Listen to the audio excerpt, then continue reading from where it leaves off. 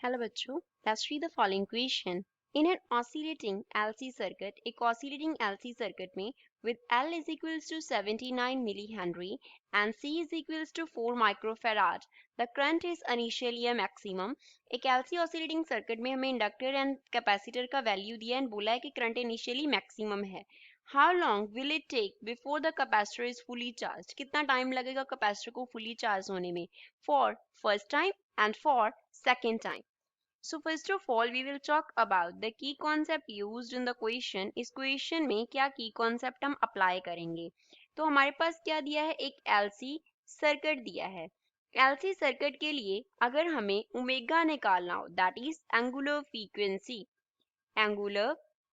Frequency अगर हमें निकालना हो तो उसके लिए क्या फॉर्मूला होगा, it will be 1 upon square root of L into C होगा.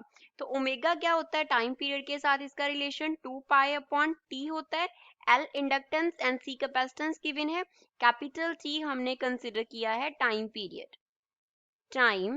पीरियड. तो यहाँ से कैपिटल T निकालने के लिए हम यूज करेंगे 2 pi by omega, which means capital T time period कितना होगा, 2 pi into square root of L into C होगा. तो टाइम पीरियड फॉर ऑसिलेशंस हम कैसे निकाल सकते हैं, 2 pi into square root of LC करके.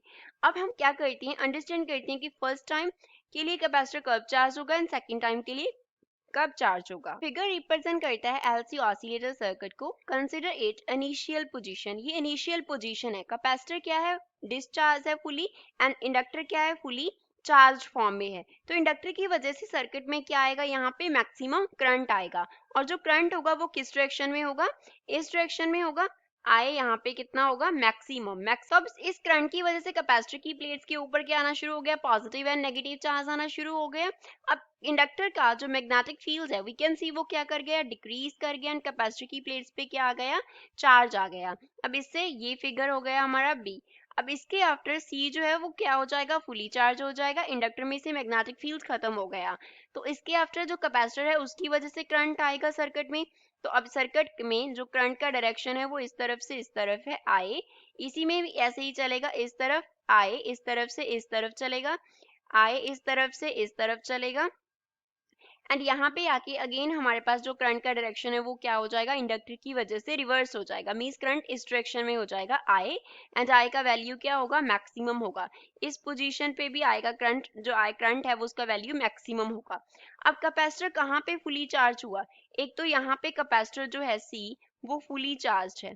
Capacitor is fully charge. तो फर्स्ट टाइम के लिए कैपेसिटर यहाँ पे क्या हो गया, फुली चार्ज हो गया फॉर फर्स्ट टाइम. इसके आफ्टर कैपेसिटर का जो हमारे पास चार्ज था वो खत्म हो गया. इंडक्टर में मैग्नेटिक फील्ड मैक्सिमम है.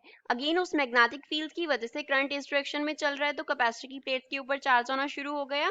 इसके आफ्टर जो हमारे पास फिगर बनेगा, सी के आफ्टर ये आया था डी, डी के आफ्टर ये फिगर था ई, एंड यहाँ पे एफ आ गया एंड यहाँ पे हमारे पास फिगर आ गया जी. तो इससे एफ से जी की तरफ गया. तो कैपेसिटर यहाँ पे क्या है, फुली चार्ज. कैपेसिटर क्या है, फुली चार्ज है. तो अब इस कैपेसिटर की वजह से हमारे पास करंट होगा. तो कैपेसिटर की वजह से जो करंट का डायरेक्शन है वो किस तरफ हो जाएगा, इस तरफ हो जाएगा. From positive plate to negative plate जो करंट है वो फ्लो करेगा इस तरीके से. अगेन यहाँ से G से ये H फिगर हो गया, H से अगेन फिगर कहाँ पे आ गया, A पे आ गया. तो इस तरीके से ऑसिलेशन चलते रहते हैं. तो यहाँ पे फुली चार्ज हुआ है कैपेसिटर G सिचुएशन में फॉर द सेकेंड टाइम के लिए. अभी जो पूरा हमारे पास सर्किट वो पूरा हमारे पास ऑसिलेशन हुआ ए से लेके एच से वापस ए तक आने में, उसमें सपोज हमने कंसिडर किया टाइम पीरियड कितना लगा, कैपिटल टी लगा. तो ए से लेके जब फिगर जो है वो सी तक आया तो कितना टाइम लगा, टाइम पीरियड का फोर्थ पार्ट हमारे पास बन रहा है ए से सी तक आते हुए. तो टी बाय 4 टाइम में जो कैपेसिटर है वो फर्स्ट टाइम के लिए फुली चार्ज हो गया. अब सी से लेके हम कहाँ तक जा रहे हैं, इस तरफ होते हुए हम जा रहे हैं जी फिगर में. तो सी से जी तक गए तो हमारा क्या हो गया, टी बाय 2 टाइम पीरियड हो गया. लेकिन हमें जीरो इनिशियल टाइम से निकालना है. यहाँ पे टी का वैल्यू जीरो था, वापस आते हुए टी हुआ है. तो टी का वैल्यू जीरो से टी बाय 4 टाइम में फुली चार्ज हो गया for the first time. Then उसने टी बाय 2 टाइम और लिया. तो सेकेंड टाइम के लिए वो कब फुली चार्ज हुआ, टी बाय 2 हम ऐड कर देंगे किसमें, टी बाय 4 में. That is equals to 3t by 4.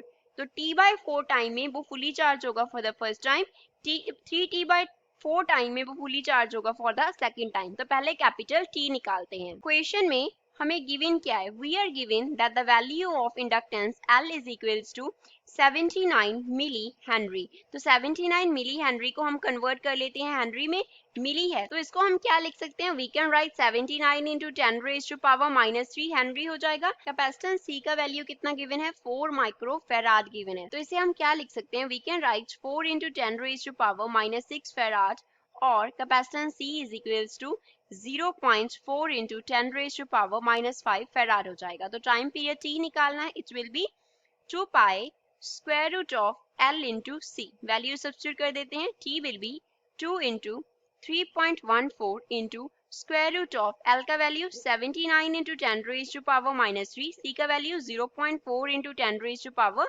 -5। So we can write T will be equals to 2 into 3.14 into square root of, यहाँ पे 79 को मल्टीप्लाई कर देंगे 0.4 से, इट विल बी 31.6 इंटू क्या आ गया 10 raise to power -8। So the value of T is 2 into 3.14 into हमारे पास यहाँ पे आ जाएगा 5.62 इंटू क्या आ जाएगा 10 raise to power -4। So the time period of oscillations is 35.29 into 35.29 into 10 raise to power -4 and units क्या होंगे, सेकंड होंगे। So for first time capacitor कब चार्ज होगा, फर्स्ट टाइम ए में हमें बोला था फाइंड आउट करने को, फर्स्ट टाइम कैपेसिटर चार्ज होगा T/4 टाइम पे, तो T/4 means 35.29 into 10 raise to power -4 by हम क्या कर देंगे 4 कर देंगे। So this will be equals to 8.8 into 10 raise to power -4 and units क्या होंगे second. And for the second time for B part में, फॉर सेकेंड टाइम कब कैपेसिटर चार्ज होगा, एट टाइम T/4। तो यहाँ पे हम 3/4 को क्या कर देंगे, मल्टीप्लाई कर देंगे किससे, 35.29 इंटू 10 रेज टू पावर -4 से। So this will be equals to 2.64 into 10 raised to power -3 second, or we can write 2.6 into 10 raised to power -3 second. So this is final answer for the B part of the question, and this is final answer for the A part of the question. I hope you understood well. Thanks.